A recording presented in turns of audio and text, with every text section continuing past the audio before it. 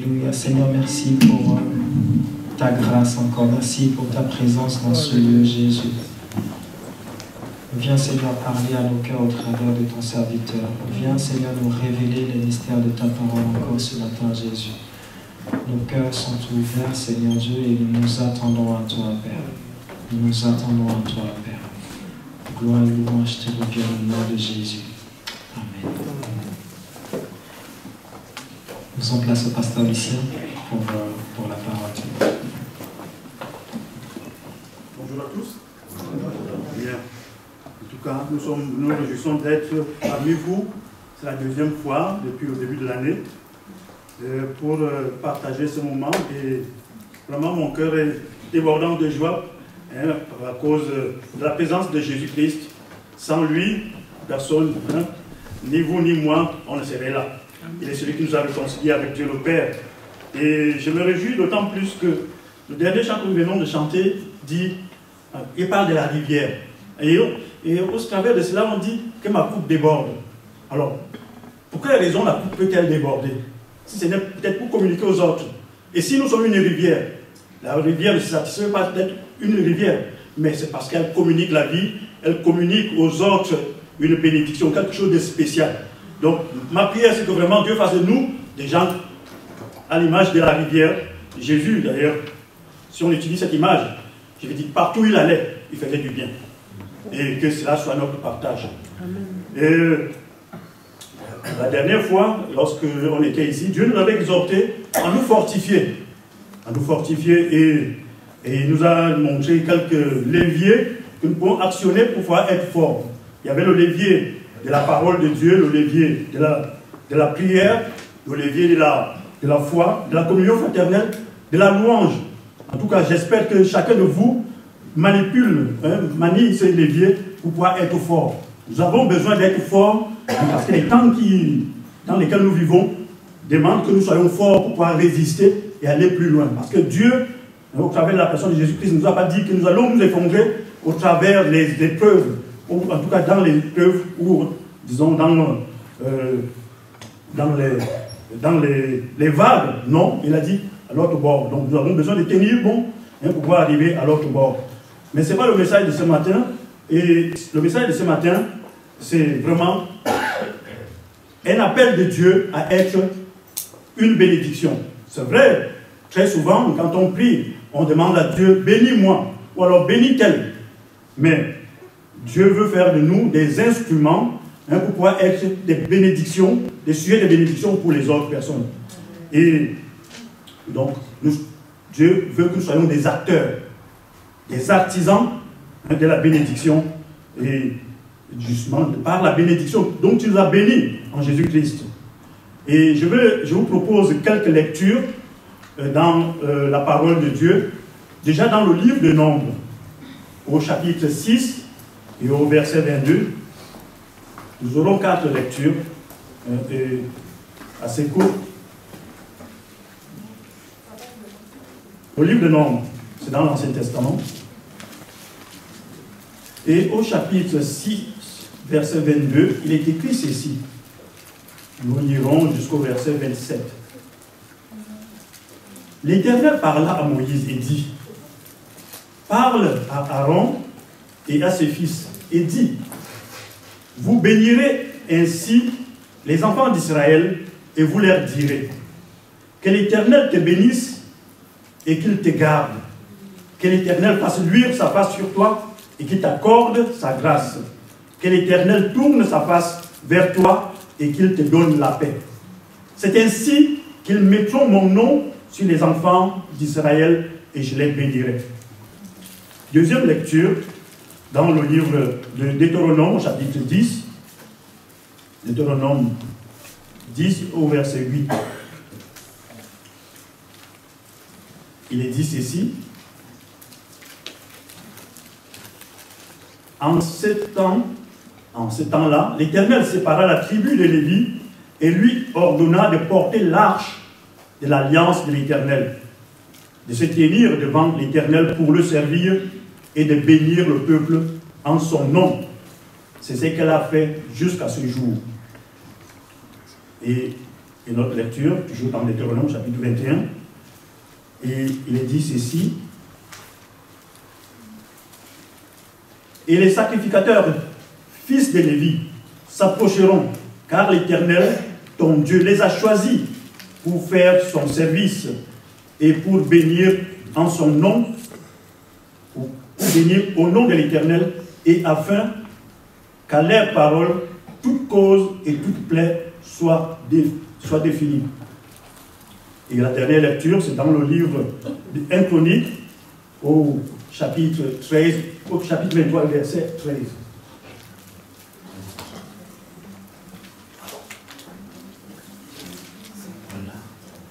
Alors, 1 Chronique, chapitre 23, et au verset 13. Fils d'Amram, Aaron et Moïse. Aaron fut mis à part pour être sanctifié comme très saint.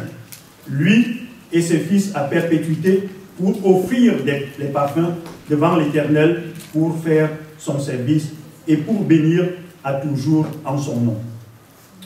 Nous allons demander la grâce de Dieu. Seigneur, nous te bénissons pour ta parole. Cette parole, Seigneur, que tu nous as laissée afin que par elle, Seigneur, nous soyons instruits. Nous soyons, Seigneur, mon Dieu, transformés, Seigneur, mon Dieu, par le renouvellement de notre intelligence. Je te loue, Seigneur, parce que tu nous as, Seigneur, destinés, Seigneur, à un avenir glorieux, Seigneur. Tu nous as accordé, Seigneur, d'être réconciliés avec toi pour être désormais fils et filles du royaume de Dieu. Nous te louons, Seigneur, pour cela, Seigneur. Quelle grâce. Merci, Seigneur. Au nom de Jésus. Amen. Amen. Et il s'agit ici d'une recommandation de Dieu à l'égard des sacrificateurs. Il faut rappeler que la famille de Lévi fut mise à part par Dieu pour s'occuper des choses saintes, pour s'occuper du temps de la maison de Dieu. Et en l'occurrence, pour bénir le peuple de Dieu. Mise à part, que ça se dit, Dieu l'a sanctifié, Dieu l'a choisi parmi les 12 pour qu'il s'occupe des choses saintes, des choses que Dieu avait en vue pour eux. De la même manière, nous aussi, nous avons été mis à part, comme le frère disait tout à l'heure, Dieu nous a réconciliés en Jésus-Christ pour faire de nous son peuple. Et nous avons été mis à part, réservés pour honorer Dieu au travers de nos vies.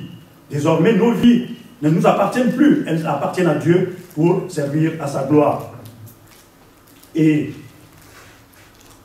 il faut rappeler que de la même manière que Dieu a mis à part la tribu de Lévi, Dieu nous a mis à part comme des sacrificateurs. D'ailleurs, nous le voyons lorsque nous lisons le livre de Pierre ou l'Apocalypse, notamment dans l'Apocalypse chapitre 1, verset 6, il dit « Dieu a fait de nous un royaume et des sacrificateurs pour Dieu son Père. À lui soit la gloire et la puissance au siècle des siècles. » Nous avons été mis à part de la même manière que ce peuple, en fait, les Lévites, pour servir à la gloire de Dieu, pour bénir, en tout cas, cet appel qui s'adresse aux Lévites, aux sacrificateurs, c'est aussi notre appel. Vous verrez par la suite que le Seigneur Jésus va dire, bénissez. Et à la suite, il y a des apôtres qui vont le rappeler. Nous y arriverons. Donc, nous sommes un peuple mis à part. Un peuple appelé justement à bénir, comme cela est dit ici. Nous sommes au deuxième mois de l'année, en tout cas, pour certains, et certains ils sont encore, ils ont fait des vœux, et ils aimeraient pouvoir les accomplir. Peut-être que le premier mois, ça n'a pas été suffisant, mais en tout cas, il y a cette exhortation qu'on peut s'adresser. Il faut que vraiment j'accomplisse les promesses que j'ai pu faire. Et j'aimerais vraiment que cela soit, pour nous, je vais dire, une parole forte pour pouvoir vraiment marcher tout au long de cette année. Et même durant notre vie, parce que si nous sommes appelés à bénir, à être les instruments de bénédiction, ce n'est pas simplement pour cette année, mais c'est pour toute la vie. Et c'est ce que faisaient les sacrificateurs. C'était leur vocation terrestre. Et c'est aussi notre vocation terrestre. En tant que sacrificateur et enfant de Dieu, descendant d'Abraham. Quand on parle de bénédiction, on peut se poser beaucoup de questions. Mais qu'est-ce que ça veut dire? la bénédiction, on le dit notamment lorsque on parle d'une faveur, d'une grâce qui est accordée. C'est le fait aussi de dire du bien de quelqu'un, le fait de le louer, c'est le fait d'accorder un bienfait, le bonheur, la prospérité, le succès, c'est le fait de répandre les bienfaits sur quelqu'un. Bénir une personne, ça peut aussi dire implorer les grâces et les faveurs de Dieu sur la personne. Consacrer la personne, ou le oindre en tout cas, ou le recommander à Dieu. Bénir implique l'idée de saluer, dans certains cas, ou de souhaiter. Et on voit au travers de l'apôtre Paul dire que la paix vous soit donnée, d'ailleurs même aussi de la bouche de notre Seigneur Jésus-Christ, ce qui est une salutation courante dans les Écritures. Et notamment, dans la Bible, ce verbe « bénir » peut recouvrer 3 significations essentielles. Accorder la faveur divine ou octroyer les grâces. C'est pour cela que on peut lire dans Genèse chapitre 1, verset 22, ce mot « Dieu les bénit en disant « Soyez féconds, multipliez-vous, remplissez les eaux des mers et que les oiseaux multiplient sur la terre. » Ou encore au chapitre 2, verset 3, où il est dit « Dieu bénit le 7e jour et le sanctifia parce qu'en ce jour, il se reposa de toute son œuvre qu'il a créée en la faisant. » Le mot « bénir » peut aussi avoir une autre signification qui veut dire adorer Dieu pour sa bonté, lui rendre grâce ou le louer. Et c'est ainsi que dans le psaume 103, verset 1, David va dire « Mon âme bénit l'Éternel, n'oublie aucun de ses bienfaits. » Mon âme bénit l'Éternel. Et c'est d'ailleurs ce à quoi nous sommes appelés à faire. Quand bien même les situations semblent difficiles, nous devons exhorter notre âme à bénir Dieu, parce que Dieu ne change pas, sa bonté ne varie pas en raison des circonstances. Dieu demeure le même. Et c'est pour ça que nous sommes appelés à le bénir. Une autre, troisième acception, définition du mot bénir, c'est invoquer la faveur divine sur une personne. Alors, on peut lire dans Genèse chapitre 27, verset 4, « Fais-moi un main comme j'aime. » Vous vous rappelez, c'est Isaac, en fait, vis-à-vis de son fils Ésaü. Et apporte-le-moi à manger, afin que mon âme te bénisse avant que je meure. On verra aussi Jacob, à la suite aussi, justement, bénir. Il est dit, dans Genèse chapitre 27, verset 27, Jacob s'approcha. En fait, c'est Jacob qui est béni ici. Et le baisa. Isaac sentit l'odeur de ses vêtements, puis il le bénit et dit, voici, l'odeur de mon fils est comme l'odeur d'un champ que l'Éternel a béni. Bénir ne saurait s'arrêter simplement à des mots, mais c'est aussi quelque chose qui s'incorpore dans des actes. Si je dis, je vais bénir quelqu'un qui a soif, comment vous pensez que je peux le faire? Il faut que je lui apporte quelque chose qui va étancher sa soif, ou alors lui montrer la voie où il pourra trouver de l'eau. Et le premier point que j'aborde avec vous, c'est que Dieu, au travers de ces versets, notamment ce que nous avons lu, veut faire de chacun de nous les acteurs de la bénédiction. Acteurs de la bénédiction. Mon frère, ma soeur, Dieu veut faire de toi un acteur de la bénédiction. Cette recommandation nous rappelle notre vocation. Dans le monde, celle qui consiste à bénir les autres. C'est vrai, nous sommes dans un monde où on a toujours cette tendance à recevoir. On veut toujours recevoir. Bien. Ce n'est pas une mauvaise chose. Mais je crois que la meilleure chose consiste à donner. D'ailleurs, la Bible nous dit, il y a de la joie à donner. Hein? Oui, oui. Et que vraiment nous puissions éprouver et vivre cette joie-là. Je crois que c'est dans la pensée de Dieu que nous puissions être joyeux en communiquant des bénédictions. À l'image du souverain sacrificateur qui est notre Seigneur Jésus-Christ. Parce que c'est à sa ressemblance que nous sommes appelés à marcher. Nous rappelons le chant que nous avons chanté. Et je crois que vous l'avez chanté sincèrement. Pour pouvoir vivre justement ce qui a été proclamé. Que Dieu nous accorde justement cette grâce de pouvoir vivre à l'image de Jésus-Christ. Et en tant que sacrificateur, nous sommes aussi des ambassadeurs. Et un ambassadeur accomplit les missions de son maître. Et Jésus, nous avons vu qu'il allait de lieu en lieu. Actes chapitre 10, verset 38, il dit, Jésus allait de lieu en lieu, faisant du bien, de lieu en lieu. Et je ne sais pas si on le fait, mais en tout cas, c'est un défi pour chacun de nous, pour faire du bien. La Bible nous dit, ne nous dit pas qu'il faisait du bien à certaines personnes, mais il faisait du bien à tous sans exception. Que vraiment Dieu nous fasse rentrer dans la dimension justement de la personne de Jésus-Christ pour pouvoir l'incarner sur terre. Cette recommandation, elle fait ressortir les sacrificateurs comme les ambassadeurs pour Dieu, les missionnaires, les médiateurs, je dirais encore les transmetteurs, les acteurs pour le compte de Dieu, sachant que c'est Dieu qui est l'auteur des bénédictions qui sont répandues. Ces bénédictions sont réelles en Jésus-Christ. D'ailleurs, j'ai aimé ce que le frère a dit, en dehors de Jésus, il n'y a pas de vie, il n'y a rien. Il n'y a pas de salut. Tout est en Jésus-Christ. La Bible nous dit, nous avons tout pleinement en Jésus-Christ. Et Éphésiens chapitre 1, et je crois, vous savez le verset 3, il nous rappelle que nous avons été bénis de toutes sortes de bénédictions spirituelles en Jésus-Christ. Nous n'avons pas que des bénédictions spirituelles, mais nous avons aussi des bénédictions qui sont des bénédictions matérielles. Ce que nous avons ne nous appartient pas, ça nous a été donné. La bouche que j'utilise, elle m'a été donnée. Les oreilles que j'utilise, elles m'ont été données. Mon corps m'a été donné. Alors, si elle m'a été donnée par Christ, est-ce qu'il y a un intérêt à pouvoir faire quelque chose avec mon corps qui soit contraire à la personne de Jésus-Christ? Je pense pas. Donc, nous avons été rachetés et nous lui appartenons pour être à son service et agir comme il nous le demande.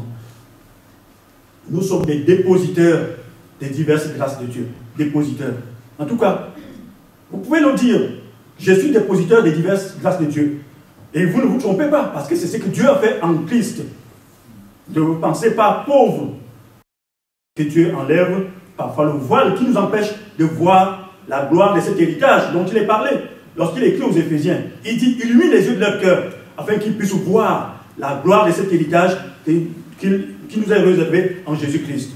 Et que vraiment Dieu mette du collier à nos yeux, afin que nous soyons capables de voir les bénédictions, toutes les grâces que Dieu nous a accordées, et afin de faire une utilisation qui soit à son honneur, à sa gloire, et pour la joie de ceux qui nous entourent.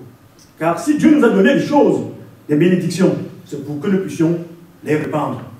La rivière ne vit pas pour elle-même, elle vit parce qu'elle va communiquer la vie à, je vais dire, à la terre qui est tout autour. Et que Dieu nous aide à réaliser. Nous sommes une rivière, comme Jésus-Christ, partout où il allait, il communiquait la grâce. Il communiquait la bénédiction. Et pas simplement avec sa bouche, il touchait les personnes étaient guéries. Et je vais dire, ses pieds, il les mettait au service des uns et des autres. Je me rappelle que quelqu'un va lui dire,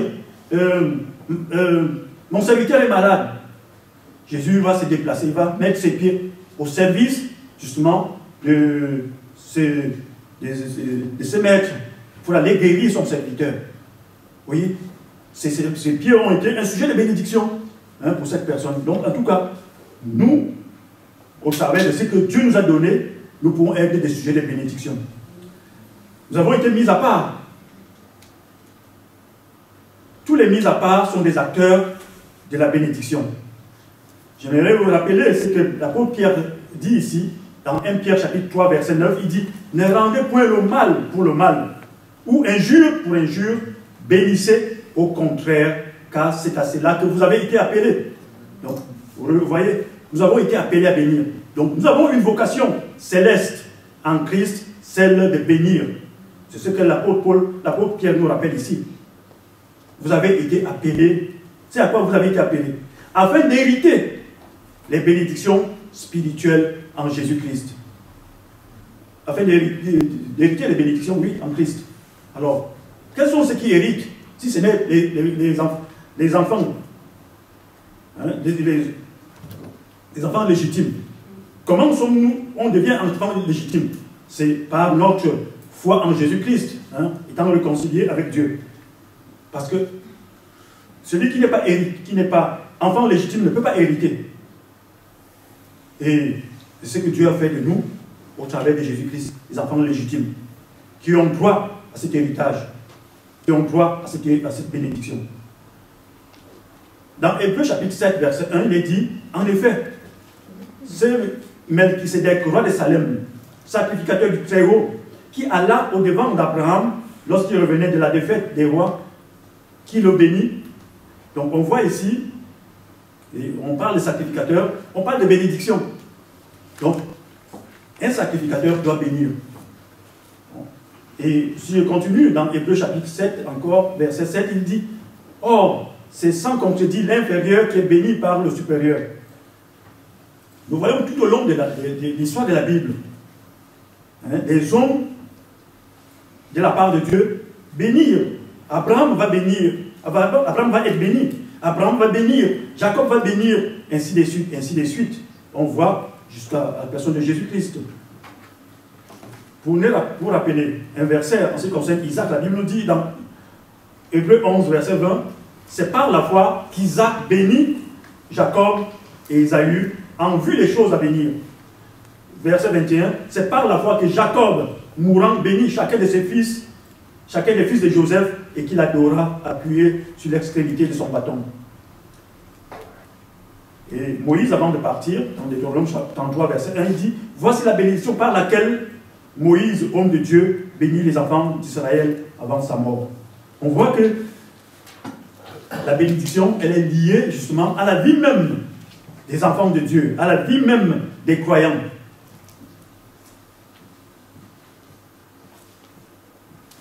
Et David n'est pas du reste, puisque la Bible nous dit dans 1 Chronique, chapitre 16, verset 2, quand David eut achevé d'offrir les holocaustes et les sacrifices d'action de grâce, il bénit le peuple au nom de l'Éternel. Il bénit le peuple au nom de l'Éternel. Jésus-Christ, notre souverain sacrificateur, il est dit de lui dans Luc chapitre 24, versets 50 à 51, Jésus, c'est-à-dire, il les conduisit jusque vers Béthanie. Ayant levé les mains, il les bénit. Pendant qu'il les bénissait, il se sépara d'eux et fut enlevé au ciel. Cette notion de bénédiction revient constamment dans la bouche de l'apôtre Paul. Vous pouvez le lire. Je ne vais pas m'étendre sur cela. Je prends deux autres personnes dans la Bible, notamment l'apôtre Jean. Il va dire dans 2 Jean, chapitre 1, verset 3, que la grâce et la miséricorde vous soient avec vous de la part de Dieu, le Père, et de la part de Jésus-Christ, Fils du Père, dans la vérité et dans la charité. Voilà encore une formule de bénédiction qui est utilisée. Et il dira dans l'Apocalypse, au chapitre 1, verset 4, lorsqu'il écrit aux 7 églises, il va dire que la grâce et la paix vous soient données de la part de celui qui est, qui était et qui vient, de la part des 7 esprits qui sont devant son trône.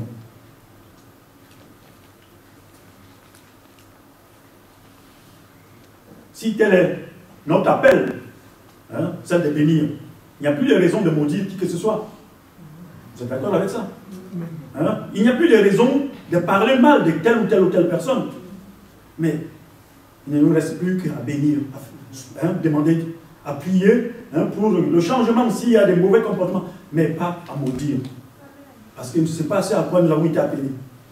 Nous avons été appelés pour répandre le bon parfum de Christ, pour pouvoir faire du bien aux gens, pour être vraiment pour eux des sujets de joie. Parce que quand on accorde une bénédiction à quelqu'un, il en résulte une joie, des remerciements. Et c'est ce que, d'ailleurs, Paul, lorsqu'il écrit à l'église, je crois, des Philippiens, il dit ce que je recherche pour vous.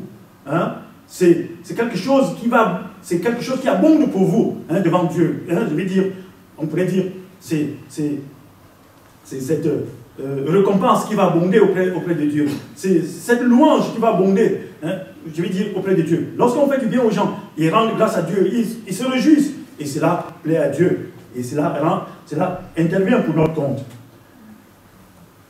Alors, de quelle bénédiction nous sommes appelés à bénir les autres?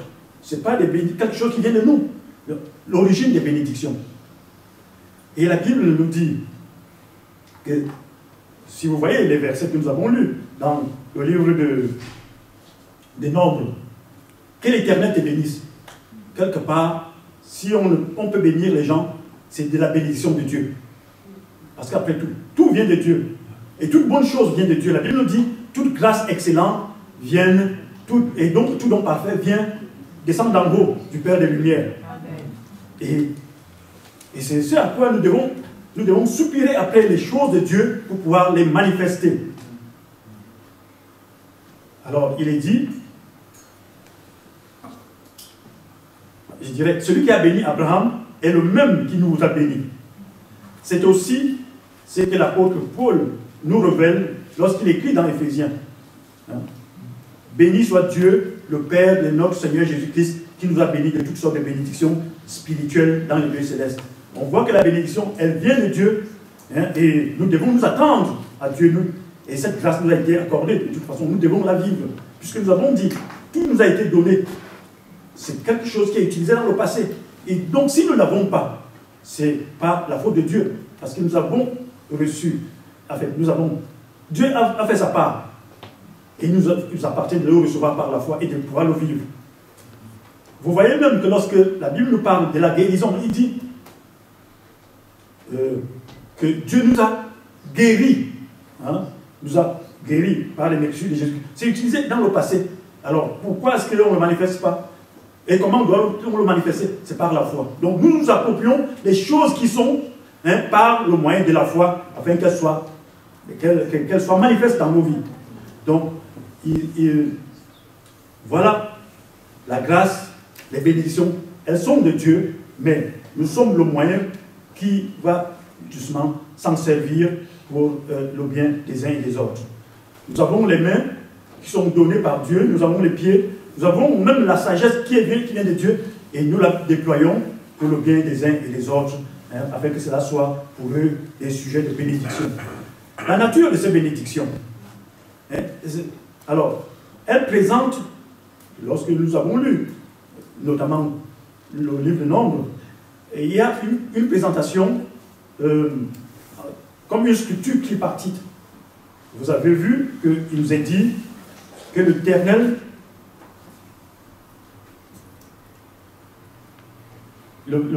la première partie, que l'Éternel te bénisse et qui te garde. La deuxième, que l'Éternel fasse luire sa face sur toi et qui t'accorde sa grâce. Troisième partie, que l'Éternel tourne sa face vers toi et qu'il te donne la paix.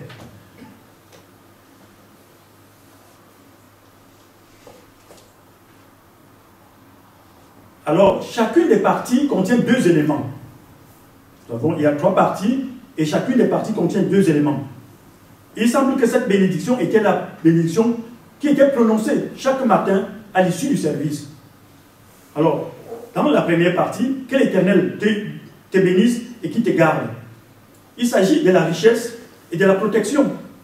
Toute personne bénie par Dieu ne laisse pas son voisinage indifférent, mais suscite, par voie de convoitise du méchant. On voit Abraham qui est béni, et même Isaac est béni, Jacob est béni, et je vais dire, ça va susciter une certaine convoitise, en tout cas, bon, de la part des méchants. Mais il faut dire que c'était remarquable. C'était quelque chose de remarquable.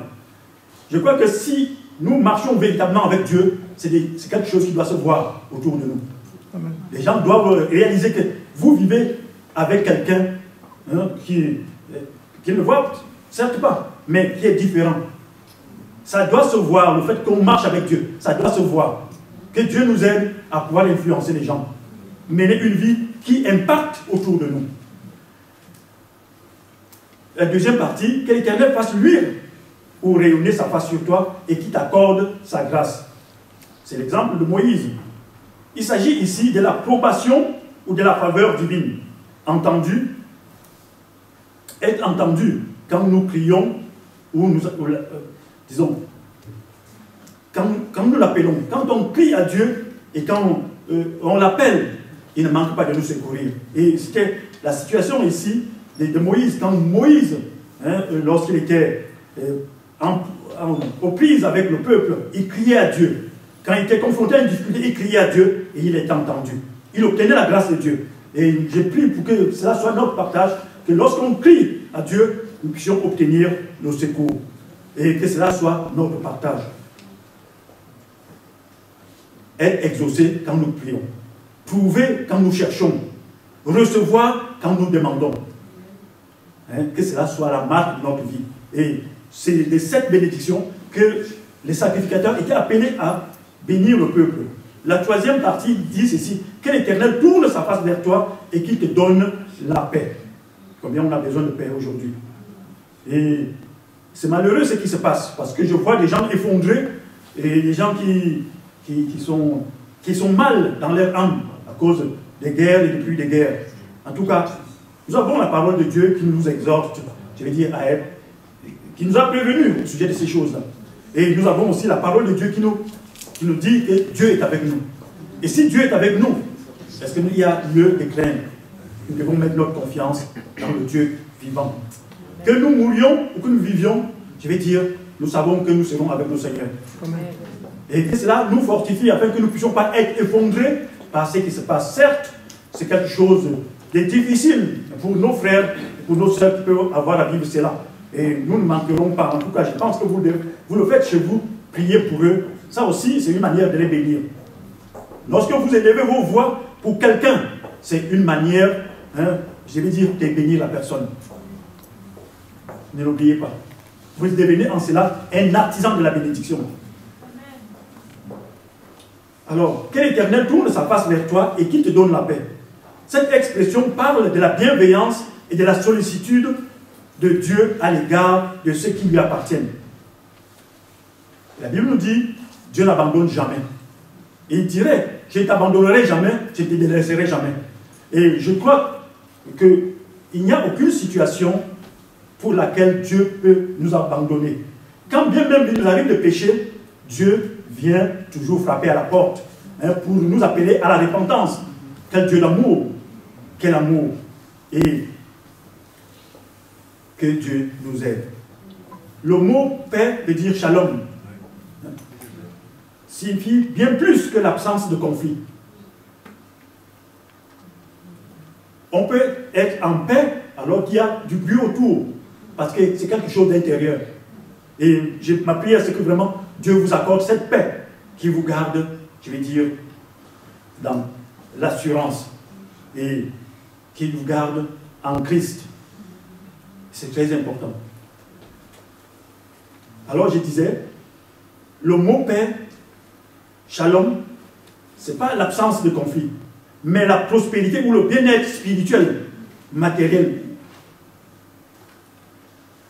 Lorsque Paul écrit aux Philippiens, chapitre 4, verset 7, il dit « Et la paix de Dieu qui surpasse toute intelligence gardera vos cœurs et vos pensées en Jésus-Christ. » Paul ne dit pas ici qu'il y avait des conflits ou qu'il n'y avait pas de conflits.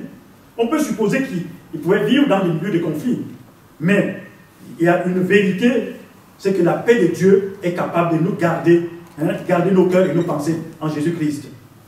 Et le frère parlait tout à l'heure des pensées. Nous avons besoin d'avoir nos pensées orientées sur Jésus-Christ. C'est lui le consommateur de la foi et c'est lui qui est capable de nous soutenir, de nous faire surmonter les situations les plus difficiles. Et au verset 4, il dit « Ce que vous avez appris, reçu et entendu de moi, et ce que vous avez vu en moi, pratiquez-le, et le Dieu de paix sera avec vous. » Mais quelle foi? Paul dit que, en fait, il a vécu, il a expérimenté, il a mis en pratique les choses de Dieu. Et parce qu'il les a mis, ceux qui portent le regard sur l'apôtre Paul, ils peuvent s'attendre à Dieu. Vous pouvez être pour les uns et les autres et sujet des communicateurs de paix. Et Dieu ne nous appelle pas à être un sujet de trouble, mais, je vais dire, à véhiculer la paix. dans 2 Thessaloniciens chapitre 3, verset 16, il dit que le Seigneur de la paix vous donne lui-même la paix en tout temps. De toute manière. Ici, il n'est pas parlé, il dit en tout temps, même en temps de guerre. Et ma prière, c'est que vraiment la paix de Dieu soit votre partage. Même s'il y a des bombes qui tombent autour de vous, que la paix de Dieu vous garde en Christ. N'oublions pas que la chose la plus importante que nous ne devons jamais manquer, c'est l'enlèvement. Et donc, nous devons garder nos yeux sur la personne de Jésus-Christ. Que le Seigneur soit avec chacun de nous. Et Colossiens, toujours pour rappeler cela, il dit, dans Colossiens chapitre 3, verset 15, que la paix de Christ, à laquelle vous avez été appelés, pour former un seul corps, règne dans vos cœurs. Soyez reconnaissants. Il dit qu'on a été appelés à la paix. Et vous pouvez comprendre justement le lien avec les sacrificateurs qui bénissent, je vais dire, le peuple en vue de la paix, je vais dire, parce qu'il sait que c'est à quoi Dieu les a appelés. Dieu a appelé son peuple à la paix. Et c'est ce que les sacrificateurs vont accomplir, demander la paix de Dieu, bénir le peuple pour que cette paix soit manifeste. Et une autre allusion de l'apôtre Paul, dans 1 Thessaloniciens chapitre 5, verset 23, il dit que le Dieu de paix vous sanctifie, lui-même tout entier. Le Dieu de paix. Que tout votre être, l'esprit, l'âme et le corps, rien n'est laissé au hasard, rien n'est laissé de côté. Dieu veut agir dans toute notre vie, dans notre âme, dans notre esprit, dans notre corps. Et notamment, il veut que ces choses, ces éléments soient préservés, soient mis à part, soient sanctifiés. Il n'arriverait pas aux chrétiens de garder ou d'entretenir les mauvaises pensées, quelque chose qui déplaît à Dieu. Et de toute façon, ça ne lui porterait pas bonheur, ça ne lui causerait que du trouble.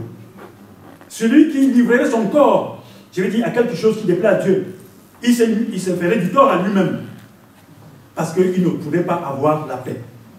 Vous voyez que tout est comme lié, et Dieu nous aime. Peut-être qu'on ne comprend pas assez l'amour de Dieu. Ma prière, c'est que vraiment, Seigneur, aide-moi à comprendre encore plus l'amour dont tu m'as témoigné au travers de Jésus-Christ. Et c'est à quoi Dieu nous appelle, parce que Dieu ne laisse de côté rien. Il veut que nous puissions participer justement à la gloire à venir, que nous puissions participer, je veux dire, aux noces de l'agneau. Mais dans quel état? Mais dans l'état où il nous veut mis à part. L'esprit, l'âme et le corps. C'est le Dieu de paix. Et il veut que, dans tous ces niveaux-là, nous soyons en paix. Vous comprenez vraiment la tâche qu'avait justement le sacrificateur, de communiquer au peuple, je veux dire, cette bénédiction. Et c'est ce à quoi Dieu nous appelle, avec des agents, je veux dire, et des instruments de bénédiction. Que nous puissions véhiculer la paix. Pas simplement la paix de l'âme, mais il faut que les gens soient réconciliés avec Dieu. Et au niveau du corps, on ne peut pas vivre en désordre. Et nous pouvons aussi dire aux uns aux autres, mais la manière de vivre, la manière dont vous vivez ne peut pas vous être profitable. Et nous sommes appelés justement à être des sujets de bénédiction aux uns aux autres. Parce que nous connaissons la vérité, nous connaissons le chemin et nous savons où se trouve la vie. La Bible nous dit dans Hébreux chapitre 12, verset 14, « Recherchez la paix avec tous et la sanctification sans laquelle personne ne verra le Seigneur. » Il est très important que nous puissions voir le Seigneur. Mais ça ne peut se passer que par le chemin de la sanctification, de la mise à part. Nous ne sommes pas appelés à vivre comme les gens du monde, mais nous sommes appelés à vivre selon les standards du royaume de Dieu. Que vraiment Dieu nous accorde de pouvoir les connaître et vivre en conséquence. Et l'apôtre Pierre encore va dire dans 2 Pierre chapitre 1 verset 2 que la grâce et la paix vous soient multipliées par la connaissance de Dieu et de Jésus-Christ notre Seigneur. Donc ici, la paix ne peut se vivre que dans cette communion avec Dieu. Parce qu'en dehors de Dieu, en dehors de Jésus-Christ, comme disait le frère, il ne peut pas avoir la paix. On ne peut pas avoir le bonheur en dehors de Jésus-Christ. Si quelqu'un vit dans l'illusion qu'il peut avoir le bonheur en dehors de Jésus-Christ, la personne se trompe. Il y a certes des joies passagères dans ce monde. La joie d'avoir peut-être un diplôme, une promotion, mais ça ne dure qu'un instant. Mais la joie éternelle, la joie du cœur, mais que Jésus donne, elle n'a pas, je vais dire, de semblable dans ce monde. Il est le seul. Il est le seul. Il est le seul à pouvoir nous la communiquer.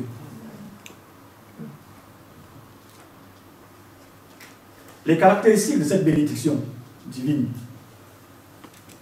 Alors, la Bible nous dit, dans Proverbe chapitre 10, verset 22, c'est la bénédiction de l'Éternel qui enrichit.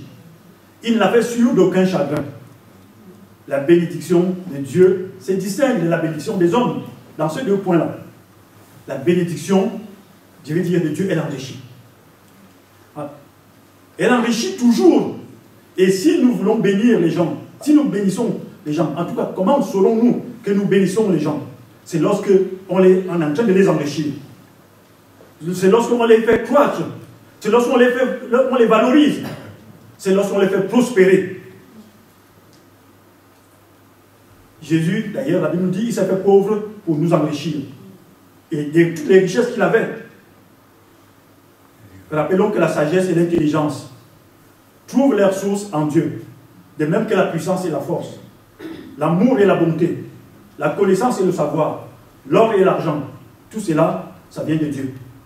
Et la Bible nous dit une autre caractéristique de cette bénédiction, elle n'est pas suivie des chagrins. Donc elle est libre de tout chagrin, de toute peine. Autrement dit, la bénédiction, donc nous sommes appelés à bénir les autres de la part de Dieu, elle va être pour eux une source de joie. Je dirais, appauvrir, abaisser, injurier, mépriser quelqu'un, ou lui causer la peine. Causer la peine à ton frère, à ta soeur, ce n'est pas bénir. Et cela ne relève pas de notre vocation. C'est pas ça à quoi nous avons été appelés. La bénédiction qui vient de Dieu, elle enrichit. Donc, nous sommes appelés à enrichir nos frères, nos sœurs. Nous sommes appelés à, je vais dire, à les faire vivre des moments de joie. Qu'ils puissent rendre grâce à Dieu à cause de ce que vous lui avez fait, à cause de ce que vous avez dit. Vous lui apportez une parole de Dieu. Et il reconnaît que vraiment c'est de cette parole-là. Il va rendre grâce à Dieu. Et il va se réjouir. Alors, pour terminer, par ta manière de parler, de vivre, est-ce que tu es un artisan de la bénédiction ou de la malédiction? Chacun peut réfléchir, mais en tout cas, il appartient à tout et chacun de faire le choix. Mais réalisons que si Dieu a fait de nous, il nous a réconciliés en Christ et fait de nous des sacrificateurs, des ambassadeurs pour Dieu. Je veux dire, nous ne pouvons que être des agents, des instruments de bénédiction. Et s'il peut arriver qu'il y ait une trace, quelque chose qui puisse déplaire à Dieu, nous nous précipitons d'aller vers Dieu en nous dire, ça me déplaît, Seigneur, pardonne-moi. Que cette tâche soit ôtée de ma vie. Parce que c'est pas ça à quoi tu m'as appelé. À l'image du souverain sacrificateur, qui est notre Seigneur Jésus-Christ, qui allait de mieux en mieux faisant du bien, nous sommes appelés en tant que sacrificateurs qui officient dans la maison de Dieu à être des instruments de bénédiction. Je terminerai en citant quelques versets que vous connaissez tous. C'est le Seigneur Jésus, déjà, dans Luc chapitre 6, verset 28, il dit « Bénissez ceux qui vous maudissent ». Ça va plus loin. Et la Bible ne dit pas « Bénissez simplement vos frères, vos sœurs ». Il dit « Bénissez, y compris ceux que vous maudissent, y compris nos persécuteurs ». Et il dit « Priez pour ceux qui vous maltraitent, mais, il dit « Aimez vos ennemis, faites du bien ». Bénir quelqu'un, c'est lui faire du bien. Prêtez sans rien espérer. Et votre récompense sera grande. Votre récompense sera grande. Et il dit, et vous serez fils de Dieu.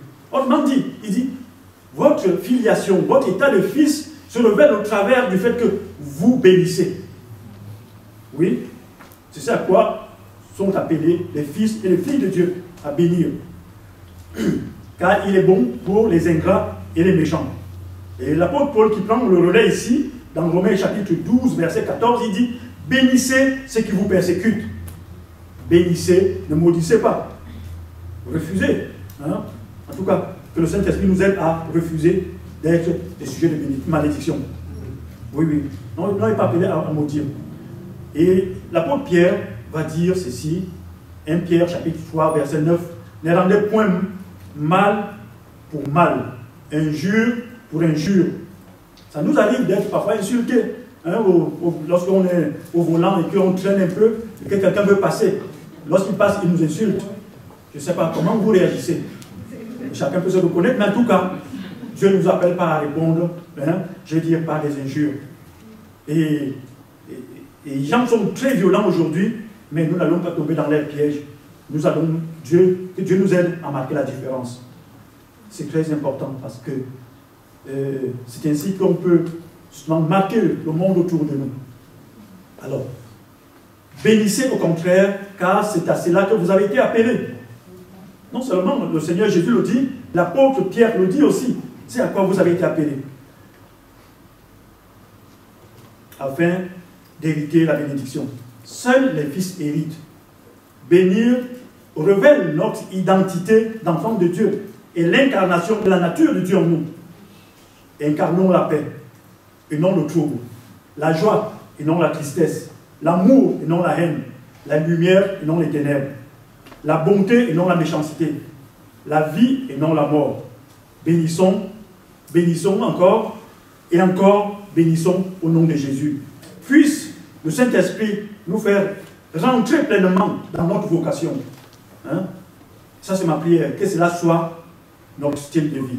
Que cela soit le style de vie de mon frère. Que cela soit le style de vie de ma soeur.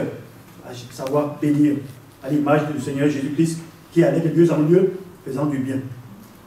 Voilà ce que j'avais à partager avec vous. Cela ne concerne pas que vous, ça me concerne. Parce que lorsqu'on roule, parfois les gens, moi je roule presque tous les jours. Il arrive parfois que les gens soient méchants envers moi. Alors, ce que Dieu me dit, ne rends pas le mal par le mal. Au contraire, bénis. Et c'est ce qu'il nous dit à chacun de nous. Il y a des collègues de travail, peut-être qui peuvent être difficiles. Dieu nous dit, ne rends pas le mal par le mal, mais bénis. Amen. Ne maudis pas, parce que ce n'est pas dans le style de vie du chrétien. Voilà ce que j'avais à partager avec vous. Et nous allons nous lever, parce que nous sommes faits de la même chair. Hein? Bien que nous ayons une grande vocation en Christ, et nous avons besoin du Saint-Esprit. La vie chrétienne ne se mène pas par nos forces. Hein? Ce n'est ni par force, ni par puissance, mais par l'Esprit de Dieu. Et que Dieu nous aide. Et nous allons prier pour que Dieu nous aide à mener cette vie qui est conforme à la vie qu'il attend de ses enfants. La Bible nous dit, le monde attend la révélation des enfants de Dieu. Mais c'est au travers aussi du fait qu'ils bénissent au lieu de maudire. Alors, si nous voulons que le monde reçoive la révélation des enfants de Dieu, vivons comme la Bible nous le demande. Et que le Saint-Esprit nous aide à cela. Seigneur, nous te bénissons pour ta parole. Nous te bénissons, Seigneur, pour ces exhortations. Nous te bénissons, Seigneur, parce que tu nous as, Seigneur, vraiment sauvés pour faire de nous, Seigneur, tes enfants. Seigneur, dans ce monde où nous sommes, Seigneur, avec des difficultés, nous avons besoin. Non seulement nous réalisons, Seigneur, que nous sommes faibles, mais nous avons besoin du Saint-Esprit. Pour vivre, Seigneur, comme tu veux, Seigneur. Et je prie pour que mon frère, ma soeur, soit fortifié dans son être intérieur, de manière à vivre, oh Dieu, Seigneur, selon ta parole. Seigneur, aide des agents, Seigneur, des instruments, des artisans, des bénédictions. Seigneur, je le réclame, non seulement pour moi-même, Seigneur, parce que je veux, Seigneur, répandre la bonne odeur de Christ autour de moi. Que cela soit le partage de mon frère, de ma soeur. Seigneur, tu connais les difficultés, les handicaps. Seigneur, je prie pour que tu relèves le faible, Seigneur, et que tu lui donnes la force par le Saint-Esprit. Que tu lui donnes la sagesse par le Saint-Esprit. Afin que, Seigneur, en toutes circonstances, en toute occasion, Seigneur, nous sachions comment nous comporter pour t'honorer et être un sujet de bénédiction. Seigneur, je te loue, Seigneur, pour ta grâce. Merci, Seigneur Jésus. Amen. Amen.